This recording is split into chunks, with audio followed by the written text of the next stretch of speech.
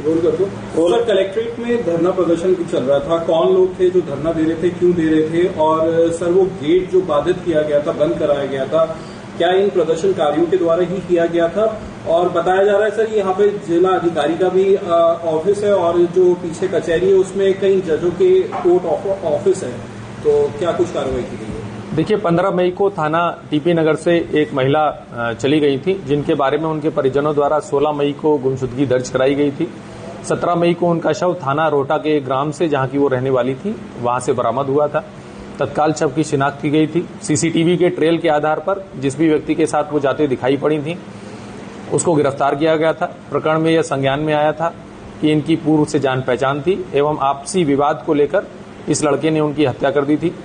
इस लड़के का भाई और खेत का मालिक, जिन्होंने साक्ष्य मिटाने में इस लड़के का मदद किया था, उनको भी पुलिस ने अपनी तरफ से ही मुकदमे में नामजद किया था। इस मुकदमे की विवेचना क्षेत्राधिकारी ब्रह्मपुरी के द्वारा की जा रही थी। इनके द्वारा लगातार जो भी पीड़ित पक्ष है उनसे बात की जा रही थी। कल भी वो उनके घर गई थी और जितने परिजन हैं उनके द्वारा विवेचना पर संतुष्टि भी जताई गई थी, जिसके वीडियो साक्ष्य भी हम लोगों के पास मौजूद हैं। परंतु कुछ आपराधिक तत्वों के द्वारा, जिसमें कि एक व्यक्ति दिग्विजय सिंह भाटी, जो कि भारतीय किसान यूनियन BR अम्बेडकर गुट कोई अपने आप को उसका राष्ट्रीय अध्यक्ष बताते हैं, जो कि अमरोहा से, जिन पर 9 मुकदमे हैं, जिसमें मैं आपको बताना चाहूंगा कि SC/ST एक्ट का केस भी उनके ऊपर लगा हुआ है और वो अमरोहा से जिला बदर हैं। उसके अलावा नोएडा के एक रवि गौतम, जिन पर 4 मुकदमों का आपराधिक इतिहास हमें मिल चुका है, अन्य की जानकारी की जा रही है। एक अन्य व्यक्ति जिस पर राष्ट्रीय सुरक्षा कानून के तहत भी कार्रवाई की जा चुकी है। ऐसे व्यक्तियों के द्वारा भोले भाले लड़कों को, जिसमें कई नाबालिग लड़के भी शामिल थे, जिनसे हमने जब बात की तो उन्हें प्रकरण का ABCD कुछ भी नहीं पता था कि क्यों हमें यहां पर बुलाया गया है, उनको भड़काकर पहले सभी लोग शांतिपूर्वक कमिश्नरी पार्क में बैठे हुए थे। सभी अधिकारियों द्वारा उनसे वार्ता की जा रही थी। उनसे ये भी कहा गया था कि जिसको भी ज्ञापन देना है या जो भी विवेचनात्मक बिंदु आप चाहते हैं वो हमें लिख के दे दीजिए। उस पर कुछ लोग राजी भी थे, लेकिन इन आपराधिक तत्वों के द्वारा उन्हें भड़काकर कलेक्ट्रेट के गेट के सामने रोड जाम की गई, जिससे आने जाने वाले लोगों का आवागमन बाधित हुआ। जितने अधिकारीगण हैं उनका आवागमन बाधित हुआ। इनसे लगातार वार्ता जारी रही, लेकिन बहुत लंबा समय निकल जाने के बाद में और सारी चेतावनी इन्हें दिए जाने के बाद में इनको आवश्यक न्यूनतम बल का प्रयोग कर वहां से हटाया गया है। इस प्रकरण में जिन लोगों के द्वारा ये अराजकता फैलाई गई है और जिनका जिस प्रकार का आपराधिक इतिहास है, उनके विरुद्ध सम्यक धाराओं में थाना सिविल लाइन पर मुकदमा पंजीकृत किया जा रहा है। इस प्रकरण में अभी तक 5 लोग हम लोग की हिरासत में आ गए हैं। अन्य लोगों के लिए हमने टीम लगा दी है और इस प्रकार की अराजकता बिल्कुल भी बर्दाश्त नहीं की जाएगी। सर, आए दिन यहाँ पर इस तरह के धरने प्रदर्शन और गेट रोकना होता है, तो क्या कोई मैसेज देना चाहेंगे कि बिना मतलब में लोगों को भड़काया न जाए?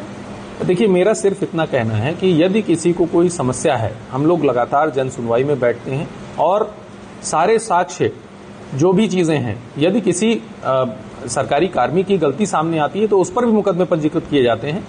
लेकिन ये बात आपकी सही है कि थोड़ा सा इधर बीच कई लोगों के द्वारा इस प्रकार के कुछ प्रयास किए गए हैं। रोड जाम करने के मामलों में 4 मुकदमे अभी तक लिखे जा चुके हैं, ये 5वां मुकदमा लिखा जा रहा है। अनावश्यक लोगों को भड़काकर जो अराजक तत्व इस प्रकार की अराजकता फैलाने का प्रयास करेंगे, उनके खिलाफ निश्चित रूप से सख्त कार्रवाई की जाएगी। भोली भाली जनता और जो पीड़ित पक्ष है, हम लोग लगातार सी प्लान एप्लीकेशन के माध्यम से जनता से वार्ता करते हैं। उनके द्वारा हमेशा ये बताया जाता है कि जिसके घर में कोई कैजुअलिटी हो जाती है या कुछ हो जाता है, वो लोग इतना उसमें नहीं इन्वॉल्व होते हैं, लेकिन अन्य लोगों के द्वारा अराजकता फैलाने के लिए उनका प्रयोग किया जाता है। इस प्रकरण में भी घर वालों पर हम कोई कार्रवाई नहीं कर रहे हैं। जो इस प्रकार के अराजक तत्व हैं, जिनके ऊपर पहले से भी मुकदमे पंजीकृत हैं और जिनका ये एक, अगर हम कहें कि एक धंधा सा बन गया है कि इस प्रकार का जाम लगाएंगे और दलाली करेंगे, उन पर निश्चित रूप से हम लोग अभी भी और भविष्य में भी सख्त से सख्त कार्रवाई करेंगे। सर, पीड़ित परिवार को बहला फुसला करके कुछ लालच दिया गया था लाइसेंस और मुआवजे को लेकर, जी भी सड़क जाम किया गया? जी, इसके बारे में भी हमारे पास ऑडियो रिकॉर्डिंग और सम्यक साक्ष्य मौजूद हैं कि कुछ लोगों द्वारा जो पीड़िता का भाई है उसे लगातार प्रलोभन दिए जा रहे थे, कई प्रकार के प्रलोभन दिए जा रहे थे। यह भी सामने आया है कि पूर्व में भी इनके द्वारा प्रलोभन देकर कई लोगों से ऐसे कुत्सित कृत्य कराए गए थे। उसके संबंध में भी साक्ष्य का संकलन किया जा रहा है। धन्यवाद।